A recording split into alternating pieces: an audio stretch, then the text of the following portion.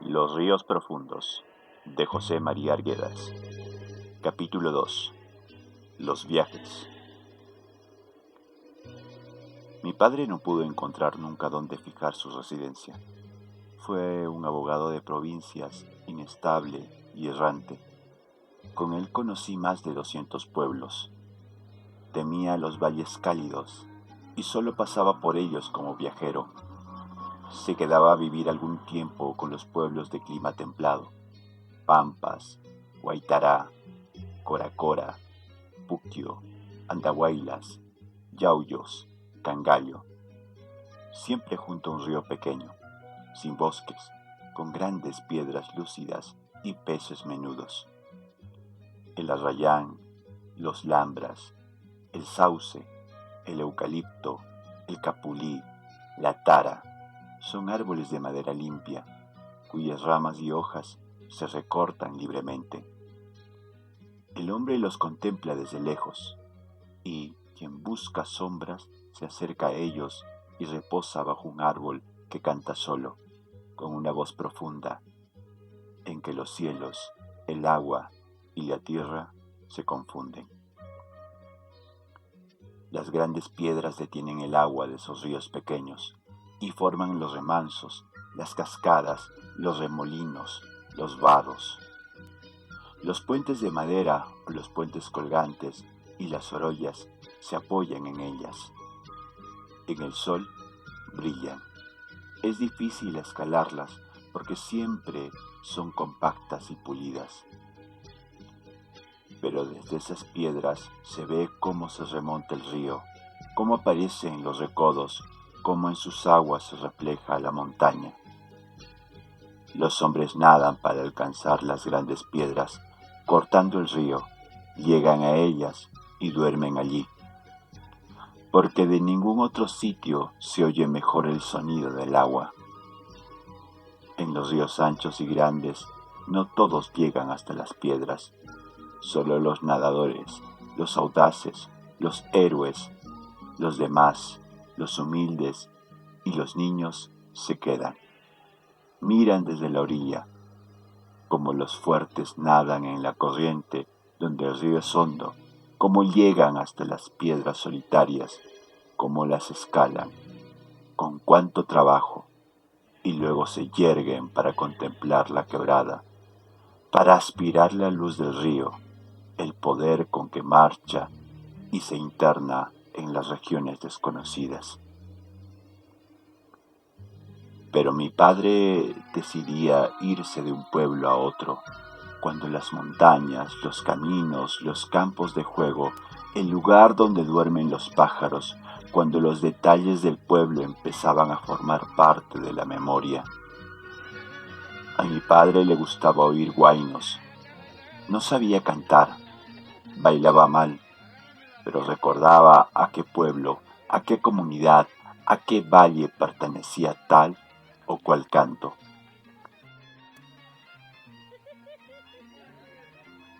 A los pocos días de haber llegado a un pueblo, averiguaba quién era el mejor arpista, el mejor tocador de charango, de violín y de guitarra. Los llamaba y pasaban en la casa toda una noche. En esos pueblos solo los indios tocan arpa y violín. Las casas que alquilaba mi padre eran las más baratas de los barrios centrales. El piso era de tierra y las paredes de adobe desnudo o enlucido con barro. Una lámpara de querosene nos alumbraba. Las habitaciones eran grandes, los músicos tocaban en una esquina, los arpistas indios tocaban con los ojos cerrados. La voz del arpa parecía brotar de la oscuridad que hay dentro de la caja, y el charango formaba un torbellino que grababa en la memoria la letra y la música de los cantos. En los pueblos, a cierta hora, las aves se dirigen visiblemente a lugares ya conocidos, a los pedregales, a las huertas, a los arbustos que crecen en la orilla de las aguadas. Y según el tiempo, su vuelo es distinto. La gente del lugar no observa estos detalles, pero los viajeros, la gente que ha de irse, no los olvida. Las tuyas prefieren los árboles altos. Los jilgueros duermen o descansan en los arbustos amarillos. El chihuaco canta en los árboles de hojas oscuras. El sauco, el eucalipto, el lambras, no va a los sauces. Las tórtolas vuelan a las paredes viejas y horadadas. Las torcasas buscan las quebradas, los pequeños bosques de apariencia lejana. Prefieren que se les oiga a cierta distancia. El gorrión es el único que está en todos los pueblos y en todas partes. El viudapisco salta sobre las grandes matas de espino. Abre las alas negras, las sacude y luego grita.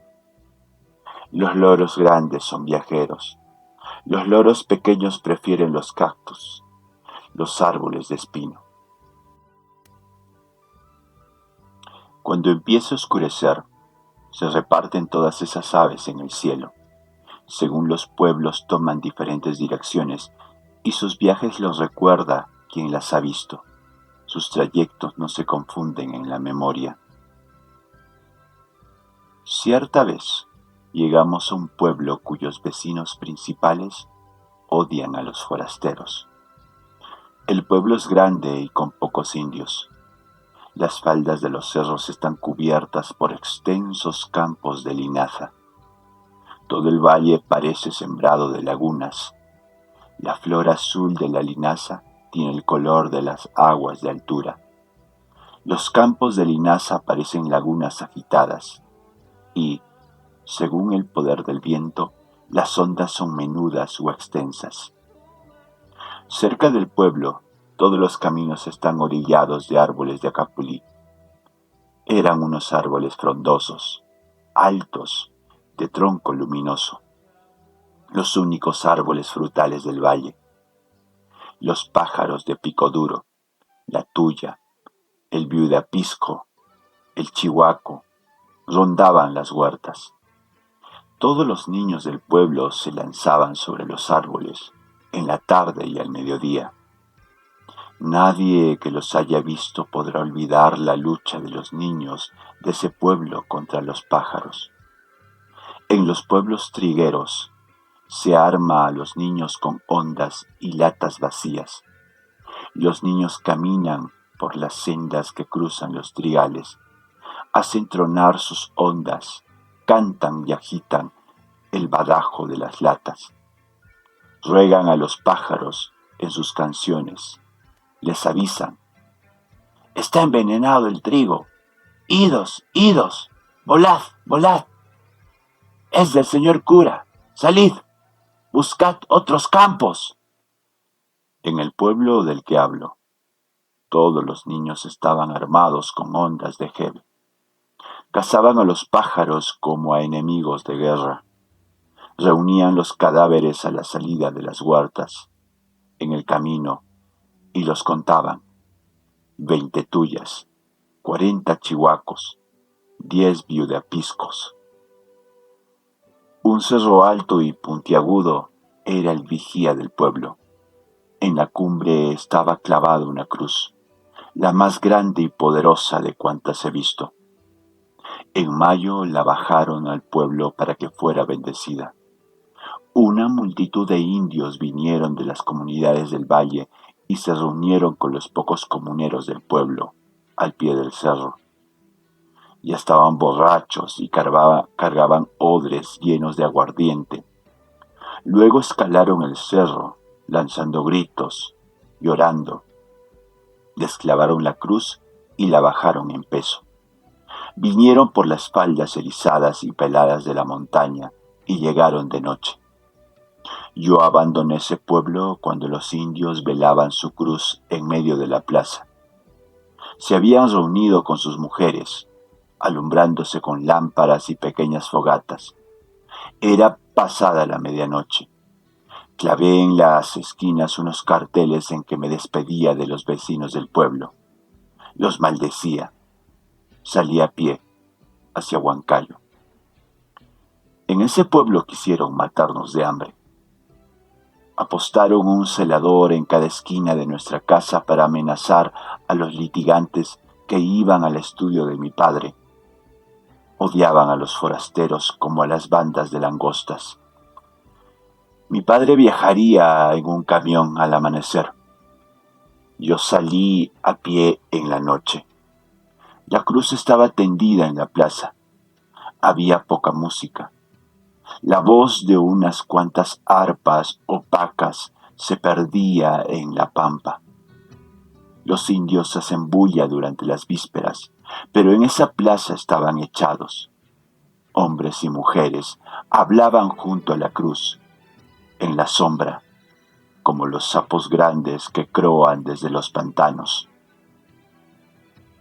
Lejos de allí, ya en la cordillera, encontré otros pueblos que velaban su cruz. Cantaban sin mucho ánimo, pero estaban bien alumbrados. Centenares de velas iluminaban las paredes en las que habían reclinado las cruces. Sobre el Abra, antes de pasar la cumbre, recordé las hileras de árboles de capulí que orillan los muros en ese pueblo, como caían, enredándose en las ramas, los pájaros heridos a honda, el río pequeño, tranquilo, sin piedras grandes, cruzando en silencio los campos de linaza, los peces menudos en cuyos costados brilla el sol, la expresión agresiva e inolvidable de las gentes. Era un pueblo hostil que vive en la rabia y la contagia. En la esquina de una calle donde crecía hierba de romaza que escondía grillos y sapos, había una tienda. Vivía allí una joven alta, de ojos azules. Varias noches fui a esa esquina a cantar huaynos que jamás se habían oído en el pueblo. Desde el Abra podía ver la esquina. Casi terminaba allí el pueblo. Fue un homenaje desinteresado. Robaba maíz al comenzar la noche. Cocinaba choclos con mi padre en una olla de barro, la única de nuestra casa. Después de comer, odiábamos al pueblo y planeábamos nuestra fuga. Al fin nos acostábamos, pero yo me levantaba cuando mi padre empezaba a roncar. Más allá del patio seco de nuestra casa había un canchón largo cubierto de una hierba alta, venenosa para las bestias. Sobre el canchón alargaban sus ramas grandes capulíes de las huertas vecinas. Por temor al bosque tupido, en cuyo interior caminaban millares de sapos de cuerpo granulado, no me acerqué nunca a las ramas de esa capulí. Cuando salía en la noche, los sapos croaban a intervalos. Su coro frío me acompañaba varias cuadras. Llegaba a la esquina y junto a la tienda de aquella joven que parecía ser la única que no miraba con ojos severos a los extraños, cantaba huaynos de Querobamba, de Lambrama, de Sayañaica, de Toraya, de Andahuaylas, de los pueblos más lejanos, cantos de las quebradas profundas. Me desahogaba, vertía el desprecio amargo y el odio con que en ese pueblo nos miraban, el fuego de mis viajes por las grandes cordilleras, la imagen de tantos ríos, de los puentes que cuelgan sobre el agua, que corre desesperada, la luz resplandeciente y la sombra de las nubes más altas y temibles. Luego regresaba a mi casa, despacio, pensando con lucidez en el tiempo en que alcanzaría la edad y la decisión necesarias para acercarme a una mujer hermosa, tanto más bella si vivía en pueblos hostiles. Frente a Yauyos hay un pueblo que se llama Cusi. Yauyos está en una quebrada pequeña, sobre un afluente del río Cañete. El riachuelo nace en uno de los pocos montes nevados que hay en ese lado de la cordillera. El agua baja a saltos hasta alcanzar el río grande que pasa por el fondo lejano del valle. por un lecho escondido entre las montañas que se levantan bruscamente, sin dejar un claro ni una hondonada. El hombre siembra en las faldas escarpadas, inclinándose hacia el cerro para guardar el equilibrio. Los toros aradores, como los hombres, se inclinan, y al fin del surco dan la media vuelta como bestias de circo, midiendo los pasos. En ese pueblo, el pequeño río tiene 3 puentes, 2 de cemento, firmes y seguros, y uno viejo, de troncos de eucalipto cubiertos de barro seco. Cerca del puente viejo hay una huerta de grandes eucaliptos. De vez en cuando llegaban bandadas de loros a posarse en esos árboles. Los loros se prendían de las ramas, gritaban y caminaban a lo largo de cada brazo del árbol. Parecían conversar a gritos, celebrando su llegada. Se mecían en las copas altas del bosque, pero no bien empezaban a gozar de sosiego, cuando sus gritos repercutían en las rocas de los precipicios, salían de sus casas los tiradores de fusil, corrían con el arma en las manos hacia el bosque. El grito de los loros grandes solo lo he oído en las regiones donde el cielo es despejado y profundo. Yo llegaba antes que los fusileros a ese bosque de yauyos. Miraba a los loros y escuchaba sus gritos. Luego entraban los tiradores. Decían que los fusileros de yauyos eran notables disparando en la posición de pie porque se entrenaban en los loros. Apuntaban, y a cada disparo caía un loro. A veces, por casualidad, derribaban 2. ¿Por qué no se movían la bandada? ¿Por qué no levantaban el vuelo al oír la explosión de los balazos y al ver tantos heridos? Seguían en las ramas, gritando, trepando, saltando de un árbol a otro. Yo hacía bulla, lanzaba piedras a los árboles, agitaba latas llenas de piedras. Los fusileros se burlaban y seguían matando loros, muy formalmente. Los niños de las escuelas venían por grupos a recoger los loros muertos, hacían sartas con ellos. Concluido el entrenamiento, los muchachos paseaban las calles llevando cuerdas que cruzaban todo el ancho de la calle. De cada cuerda colgaban de las patas 20 o 30 loros ensangrentados. En Huancapi estuvimos solo unos días. Es la capital de provincia más humilde de todas las que he conocido. Está en una quebrada ancha y fría, cerca de la cordillera. Todas las casas tienen techo de paja y solamente los forasteros, el juez, el telegrafista, el subprefecto, los maestros de las escuelas, el cura, no son indios. En la falda de los cerros el viento sacude la paja. En el lecho de la quebrada y en algunas hondonadas crece la creuña, un árbol chato de corteza roja. Las montañas por donde sale el sol termina en un precipicio de rocas lustrosas y oscuras. Al pie del precipicio, entre grandes piedras, crecen también esos árboles de puna, rojos, de hojas menudas. Sus troncos salen del pedregal y sus ramas se tuercen entre las rocas. Al anochecer, la luz amarilla ilumina el precipicio desde el pueblo. A gran distancia se distingue el tronco rojo de los árboles, porque la luz de las nubes se refleja en la piedra y los árboles, revueltos entre las rocas, aparecen. En ese gran precipicio tienen sus nidos los cernícalos de la quebrada.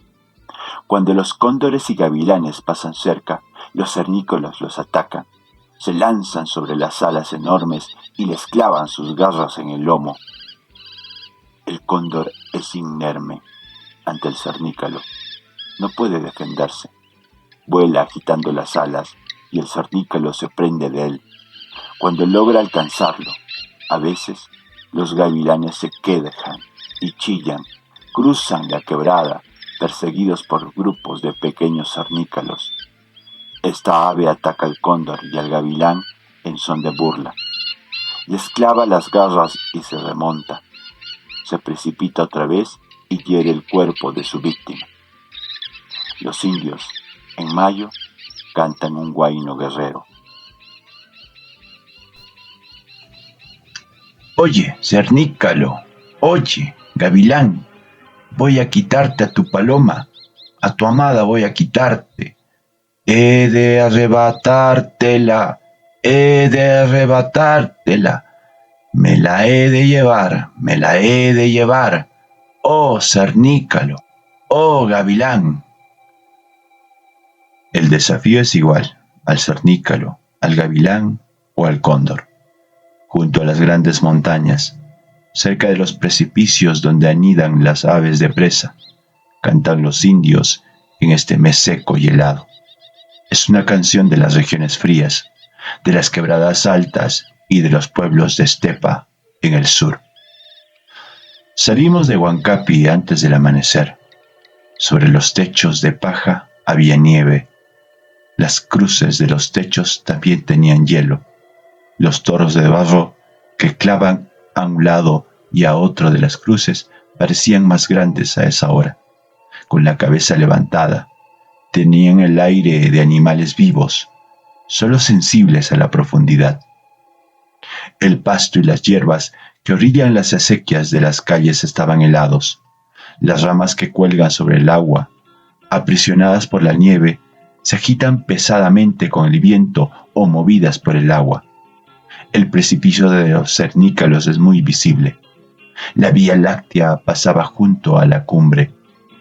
Por el camino a Cangallo bajamos hacia el fondo del valle, siguiendo el curso de la quebrada. La noche era helada y no hablábamos.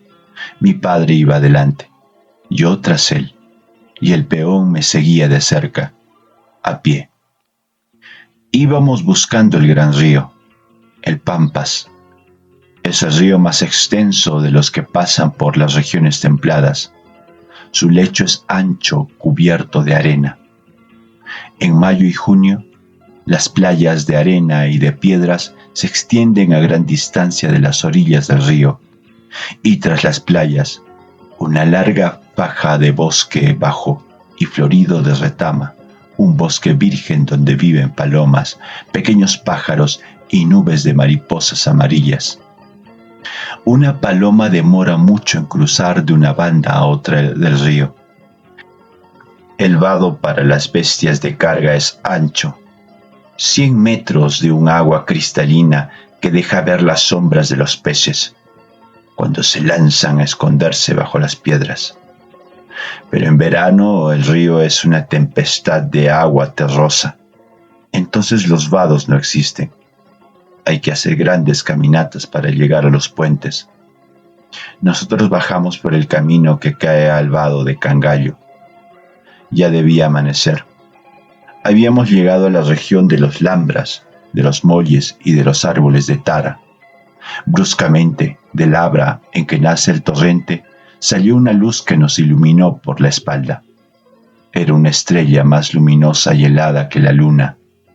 Cuando cayó la luz en la quebrada, las hojas de los lambras brillaron como la nieve. Los árboles y las hierbas parecían témpanos, rígidos. El aire mismo adquirió una especie de sólida transparencia. Mi corazón latía como dentro de una cavidad luminosa. Con luz desconocida, la estrella siguió creciendo. El camino de tierra blanca ya no era visible sino a lo lejos.